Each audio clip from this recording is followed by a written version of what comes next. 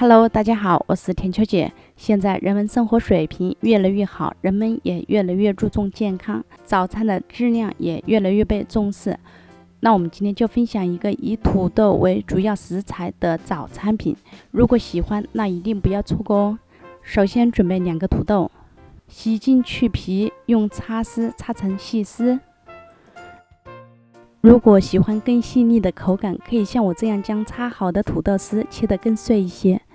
接着将处理好的土豆丝放入空碗中，然后打入3个鸡蛋，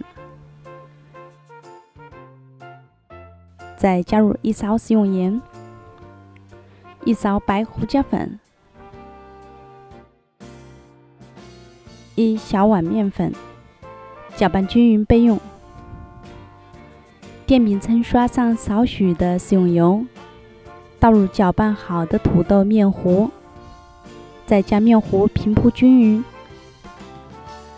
接着我们再撒上一些黑芝麻，就可以开始烙饼了。当一面烙至金黄色后，再翻面烙另一面。当全部煎熟，就可以出锅呢。看得见的土豆丝，看得见的焦香，在众多早餐饼里，这个土豆鸡蛋饼我喜欢摊到最薄，而且把2面烙到焦黄，这样吃起来特别的香。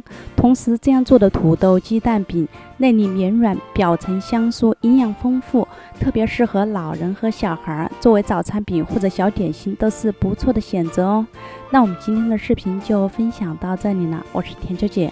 喜欢我的视频，感谢您留言评论和转发哦，感谢您的支持，我们下期再见，拜拜。